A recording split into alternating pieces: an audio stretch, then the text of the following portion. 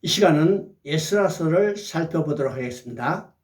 에스라서, 느헤미야, 에스더서는 포로 후기 역사로 구속사의 맥락이 있어서 새로운 시대가 전개되는 시기입니다. 바벨론으로 포로로 끌려간 이스라엘 백성들이 3차에 걸쳐 귀환하는데 에스라서는 1차 귀환과 2차 귀환의 내용을 기록하고 있습니다. 에스라서의 중심 주제는 예루살렘 성전의 황폐화와 70년의 포로 생활에도 불구하고 하나님의 구원 계획은 폐하여지거나 중단됨이 없이 지속적으로 추진해 나가신다는 것입니다. 에스라서는 크게 두 부분으로 나누어집니다. 첫째 부분은 1장부터 6장까지입니다. 이 내용은 스룹바벨의 주도하에 1차로 귀환하여 성전을 재건한 역사를 기록하고 있습니다. 둘째 부분은 7장부터 10장까지입니다. 에스라의 주도하에 2차로 귀환하여 제약된 삶에 대한 회개와 율법의 낭독과 함께 이루어진 언약의 갱신 등 종교 공동체의 개혁을 단행하고 있습니다.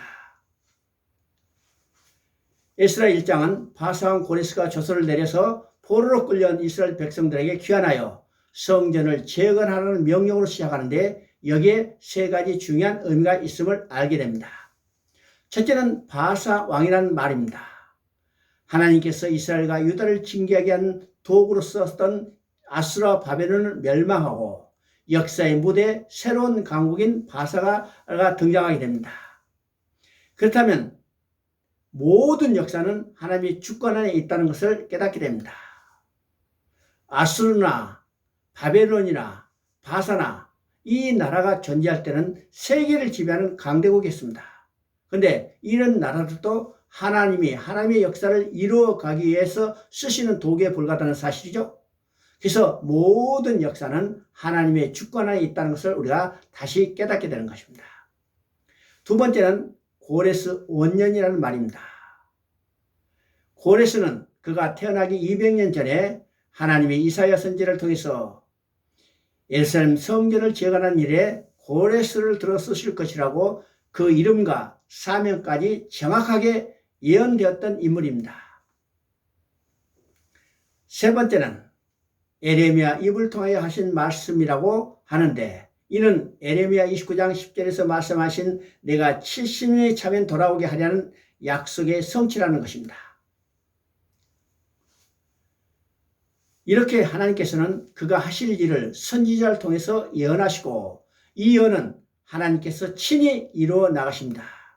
그러므로 성경의 예언, 곧 하나님의 말씀은 반드시 성취된다는 것입니다. 에스라 2장에서는 1차로 귀환한 이스라엘 백성들의 숫자를 계수하고 있습니다. 이 숫자를 계수하는 이들은 그들이 성경이 말하는 남은 자들이기 때문입니다. 이들이야말로 이스라엘의 제2의 건국자들인 것입니다. 이것을 생각해 볼 때 그들 하나하나가 얼마나 소중한 자들인가를 깨닫게 됩니다. 놀랍고 반가운 일은 우리가 그 수 가운데 들어있다는 사실입니다.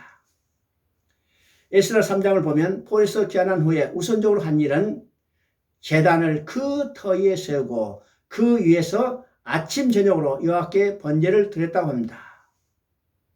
이는 성전이라는 건물이 없어도 우선적으로 그 터에서 번제를 드린 것은 번제를 통해서 하나님께 예배를 드림으로 교제가 회복되었음을 말하는 것입니다. 그리고 번제단을 그 터에 세운 것은 바로 그 터가 성전의 터였기 때문입니다. 다음으로 이스라엘 백성들이 한 일은 성전을 재건하는 일이었습니다. 그들은 약속의 땅 예루살렘에 하나님의 성전으로 돌아왔고 다만 임마누엘을 상징하는 전을 건축하기 위해서 이제 성전의 역사를 시작한 것입니다. 에스라 4장은 성전 건축을 방해하는 대적의 역사를 보게 됩니다.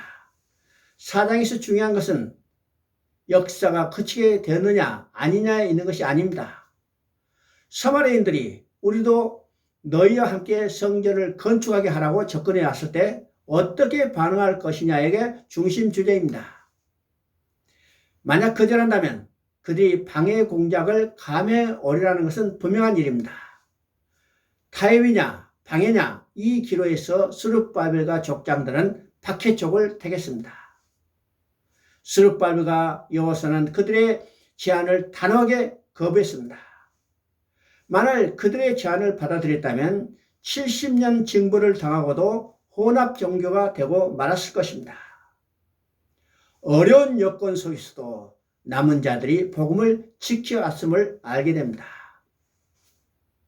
성전 건축에 참여하게 해달라고 했던 자들이 이후에 성전과 성벽을 수축하는 과정에서 극심하게 방해하는 역사를 보게 됩니다. 5장에서 약 14년 동안 중단되었던 성전 건축 역사가 다시 시작됩니다. 이때 하나님은 학기야 스가랴 선지자를 불러서 그들을 통해서 성전 건축을 중단했던 이스라엘 백성을 다시 깨우치고 성전 건축을 독려하게 되는 것을 보게 됩니다. 6장은 성전을 건축하여 봉헌하는 내용입니다. 드디어 이스라엘 백성들은 성전 봉헌식과 함께 유월절을 지킵니다. 성전 봉헌식에는 순염소 12로 이스라엘 전체를 위하여 속죄제를 드렸습니다. 이는 에스겔 37장 22절에 나온 다시는 나라가 둘로 나뉘지 않고 한 왕이 그들을 다스릴 것이라는 예언의 성취였습니다. 이 예언은 포로에서 귀환할 때 순염소 12로 이스라엘 전체를 위하여 속죄제를 드림으로 1차적으로는 응하게 되었지만 궁극적인 성취는 내 종 다윗이 그들의 왕이 되리니 그들에게 다 한 목자가 있을 것이라고 하신 그리스도께서 대신 드려질 속죄제를 통해서 유대인과 이방인이 하나가 될 것을 전망하고 있습니다. 에스라 7장부터는 에스라의 인수라에 이루어진 제2차 귀환의 역사를 다루고 있습니다. 에스라엘 귀환은 주전 458년경의 일입니다. 따라서 성전 봉헌식이 있었던 6장과 에스라의 귀환이 있는 7장 사이에는 약 60년의 시차가 있습니다. 에스라는 율법의 정통한 학자로서 대제사장 아론의 16대 손입니다. 이 에스라가 이스라엘 신앙의 풍운동을 위해 일단의 포로 귀환자들 인솔해서 예루살렘으로 귀환합니다. 에스라는 율법을 연구하여 준행하며 윤리와 규례를 이스라엘에게 가르치기로 결심했다고 말합니다. 이 신앙 회복 운동은 죄를 자부하고 심히 통곡하고 다 내어보내기로 결단하고 죄를 끊어버리는 아픔과 용단이 있었던 것입니다. 우리는 에스라서의 두 축을 이루는 성전의 재건과 백성을 거룩하게 하는 신앙 개혁 운동을 보게 됩니다. 신약에 와서 너희가 하나님의 성전인 것과 하나님의 성령이 너희 안에 거하시는 것을 알지 못하느냐고 말씀하신 고린도전서 3장 16절과 그리고 17절에 하나님의 성전은 거룩하니 너희도 그러하니라고 말씀하신 성전됨과 거룩함이 우리에게 적용되고 있음을 분명히 명심해야 합니다. 여러분은 하나님의 성전이 되고 하나님의 성전을 모신 그리스도인입니다. 그래서 세속에 물들지 않냐고 거룩하게 구별된 삶을 살아야 함은 에스라서를 통해서 우리에게 주시는 경고적 메시지임을 우리가 명심해야 합니다.